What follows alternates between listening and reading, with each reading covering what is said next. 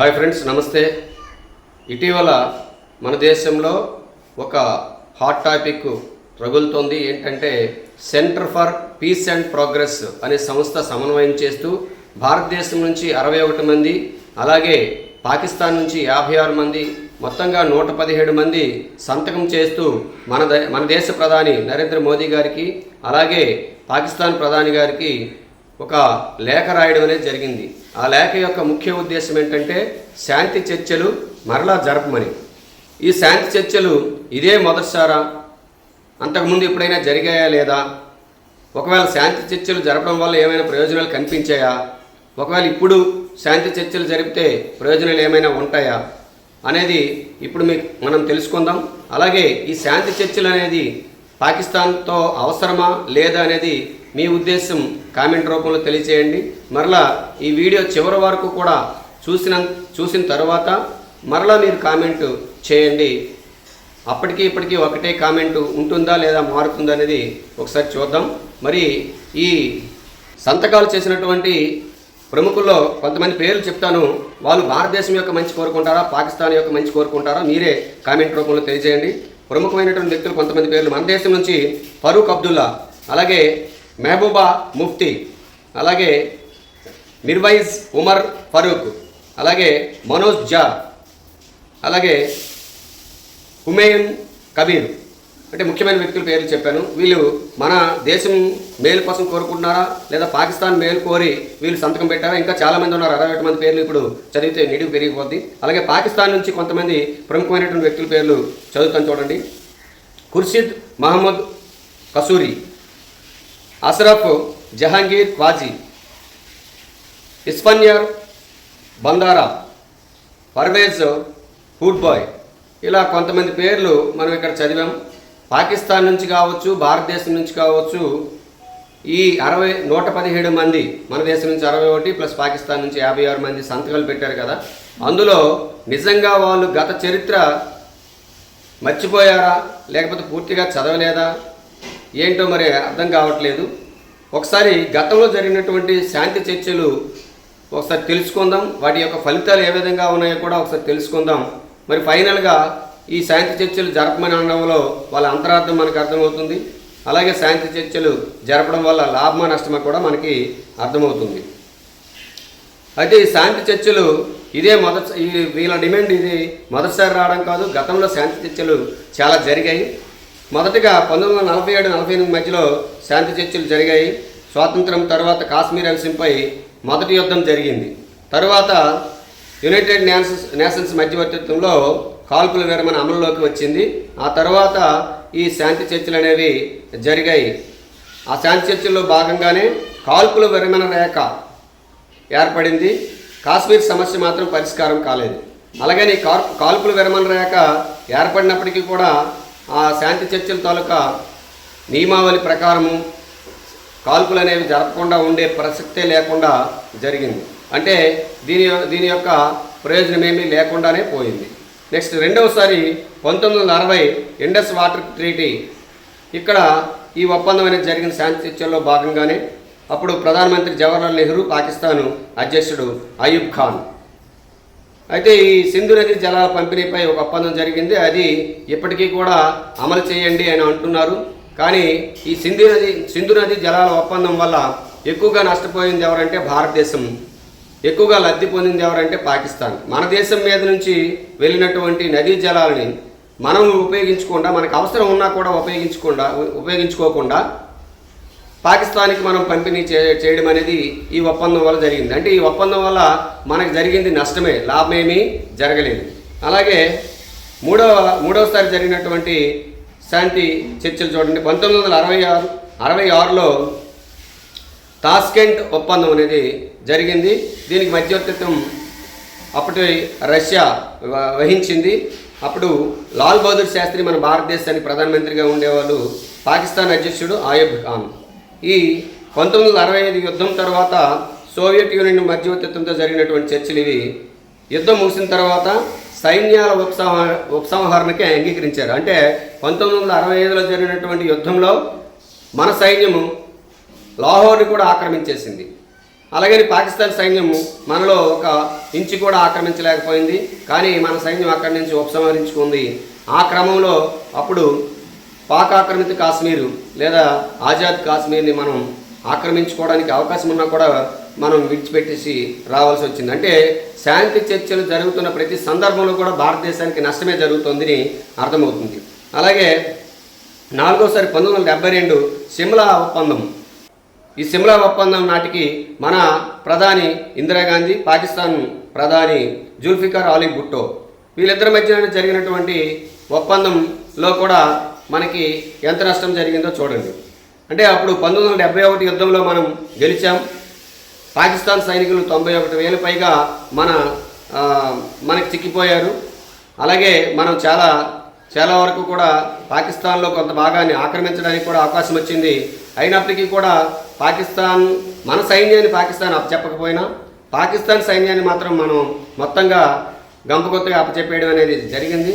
అలాగే 1 ఇంచు కూడా పాకిస్తాన్ని మనం ఆక్రమించడానికి అంగీకరించలేదు. అంటే ఈ యుద్ధంలో మనం బంగ్లాదేశ్కి ఫ్రీడమ్ ఇవ్వడం కోసం మనం చేసినటువంటి యుద్ధంలో నష్టపోయింది ఎవరంటే, యుద్ధం జరిగిన తర్వాత 2 వైపులా నష్టం ఉంటుంది. పాకిస్తాన్ నష్టపోయింది, భారతదేశం నష్టపోయింది. లబ్ధి పొందింది ఎవరంటే బంగ్లాదేశ్. అయితే ఈ బంగ్లాదేశ్ వాళ్ళకి ఎంత మేలు చేసినా కూడా తర్వాత వచ్చే ప్రభుత్వాలు కూడా బంగ్లాదేశ్కి చాలా రకాలుగా ఆదుకుంటున్నప్పటికీ కూడా ఎన్నో రకాలుగా అప్పులు ఇవ్వడం కావచ్చు, ఆస్తులు ఇవ్వడం కావచ్చు, లేదా ఆహార పదార్థాలు ఇవ్వడం కావచ్చు, ఇలాంటివన్నీ చేసినప్పటికీ కూడా ఇప్పటికీ కూడా బంగ్లాదేశ్ మనపై శత్రుత్వంతోనే ఉంటుంది. మనం చేసిన మేలుని మర్చిపోయి మనకి నష్టం జరిగేటట్టునే చేస్తుంది. అలాగే బంగ్లాదేశ్ నుంచి చాలామంది మన భారతదేశంలోకి ఇల్లీగల్ ఇమిగ్రెంట్స్ వచ్చి మన దేశాన్ని నష్టపరిచే విధంగా ప్రవర్తిస్తున్నారు. తిరిగి వాళ్ళని వెనక్కి పంపిస్తే తీసుకునే పరిస్థితి, బంగ్లాదేశ్ వాళ్ళ ప్రజలను వాళ్ళు తీసుకునే పరిస్థితి కూడా లేని సందర్భం ఇది. అంటే ఏ రకంగా చూసినా కూడా ఎప్పుడు ఏ శాంతి చర్చలు జరిగినా కూడా ఫైనల్గా నష్టపోయేది మాత్రం భారతదేశమే నష్టపోతుంది. ఇకపోతే 1999లో లాహోర్ ఒప్పందం. ఈ లాహోర్ ఒప్పందంలో భారత ప్రధాని అటల్ బిహారీ వాజ్పేయి, అలాగే పాకిస్తాన్ ప్రధాని నవాజ్ షరీఫ్ వీళ్ళిద్దరి మధ్య అప్పుడు ఒప్పందం జరిగింది. వాజ్పేయి బస్సులో లాహోర్ వెళ్ళి మరి ఈ శాంతి చర్చలు జరిపారు. ఫలితంగా ఏం జరిగింది అని అంటే మనకి ఏ రకమైనటువంటి మేలు జరగలేదు సరికదా. కొద్ది నెలలకే కార్గిల్ యుద్ధం ప్రారంభమైంది. అంటే ఎప్పుడు కూడా పాకిస్తాన్ శాంతి చర్చల పేరుతో శాంతి చర్చలు జరపడమే కానీ దేనిపైన దానిదే. వాళ్ళు ఉగ్రవాదాన్ని మాత్రం పక్కన పెట్టడం లేదు, ఉగ్రవాదాన్ని పెంచి పోషిస్తున్నారు. శాంతి చర్చలు జరిగిన ప్రతి సందర్భంలో కూడా మనకి ఉగ్రవాదుల్ని మన దేశంలోకి పంపించి ప్రతి సందర్భంలో మన దేశానికి నష్టం కలిగేటట్లుగానే చేశారు. అయితే అప్పుడు దీంతో 2 దేశాల మధ్య ఉన్నటువంటి ఈ ఒప్పందాలన్నీ కూడా రద్దయిపోయాయి. ఎప్పుడైతే మనం శాంతి చర్చల పేరుతో వాజ్పేయి వాళ్ళ దేశం వెళ్ళి లాహోర్లో ఒప్పందం కుదుర్చుకున్నప్పటికీ కూడా వాళ్ళు కార్గిల్ యుద్ధానికి ఎప్పుడైతే పూనుకున్నారో అప్పుడు మళ్ళీ రద్దయ్యాయి. ఇకపోతే మళ్ళీ 2001లో 6వ ఒప్పందం ఆగ్రా సమ్మిట్ భారత ప్రధాని అటల్ బిహారీ వాజ్పేయి, పాకిస్తాన్ అధ్యక్షుడు పర్వేజ్ ముషర్రఫ్ మధ్య జరిగింది. కాశ్మీరు, ఉగ్రవాదము వీటి మీద శాంతి అంశాలపై చర్చలు అనేవి జరిగాయి. ఎలాంటి తుది ఒప్పందం అప్పుడు కుదరలేదు. కానీ చివరికి ఈ ఉగ్రవాద దాడులు అనేవి జరగడం మాత్రం పాకిస్తాన్ అనేది ఆపలేదు. అలాగే ఉగ్రవాద స్థావరాలను పెంచి పోషించడము, ఉగ్రవాదులను పెంచి పోషించడము, ఉగ్రవాదులకు ఏదైనా నష్టం జరిగితే వాళ్ళ రాజకీయ నాయకులు హాజరవడమే కాకుండా వాళ్ళ సైన్యం కూడా వెళ్ళి గౌరవ వందనాలు సమర్పించడం, ఇలాంటివన్నీ చేస్తుంటారు పాకిస్తాన్లో. అటువంటి పాకిస్తాన్తో మనం చర్చలు జరపడం వల్ల ఎటువంటి ఉపయోగం ఉంటుందో మీరే ఒకసారి ఆలోచించండి. అలాగే 2004-8 మధ్యలో అప్పటి ప్రభుత్వం ఏ ప్రభుత్వం ఉందో మనందరికీ తెలిసిందే. కాంగ్రెస్ ఆధ్వర్యంలో ఉన్నటువంటి యూపీఏ ప్రభుత్వం, మన్మోహన్ సింగ్ ప్రధానమంత్రిగా ఉండేవాళ్ళు. ఇది 2 దేశాల మధ్య అత్యంత విస్తృతమైన చర్చల ప్రక్రియ 2004 నుంచి 2008 మధ్యలో జరిగినాయి. కానీ మన భారతదేశంలో అత్యధిక ఉగ్రవాద దాడులు జరిగింది కూడా ఆ కాలంలోనే ఎక్కువగా అంటే అంతర్గతంగా భారతదేశం లోపల ఉగ్రవాద దాడులు, ముంబై దాడులు కావచ్చు, లేదా పార్లమెంటుపై దాడి కావచ్చు, లేదంటే ఇక్కడ గోకుల్ చాటు, హైదరాబాద్లో లుంబిని పార్కు, ఇలాంటి దగ్గర మన భారతదేశం నడిబొడ్డులోకి వచ్చి ఉగ్రవాద దాడులు చేయడం అనేది ఆ కాలంలోనే ఎక్కువ జరిగాయి. అంటే శాంతి చర్చల వల్ల ఉగ్రవాదులకి మనం మరింత ఎక్కువ అవకాశాలు ఇస్తున్నట్టు అవుతుంది.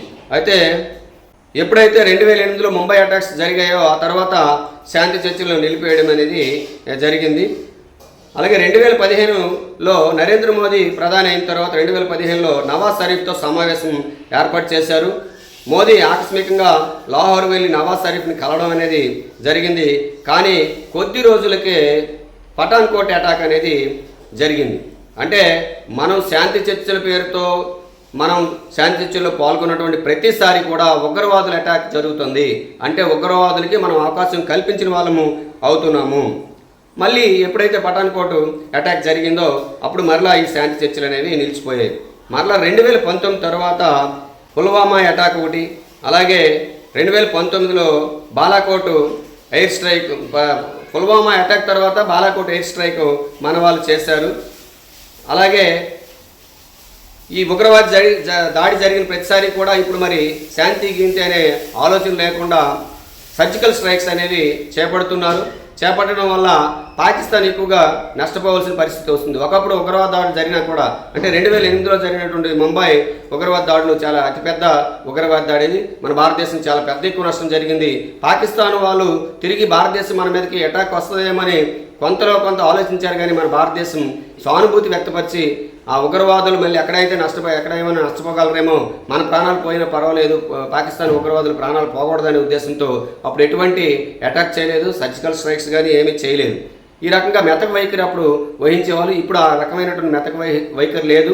ఒకవేళ ఉగ్రవాదులు మన దేశంపై దాడి చేసిన వెంటనే ప్రతీకార దాడులు అనేవి కొద్దిగా సమయం తీసుకుని చేయడం వల్ల పాకిస్తాన్కి ఇప్పుడు ఎటు అంతుపోవడం లేదనమాట. ఏం చేయాలో తెలియడం లేదు. అలాగే పాకిస్తాన్లో ప్రజెంట్ ఏంటంటే ఆర్థిక పరిస్థితి కూడా బాగోలేదు.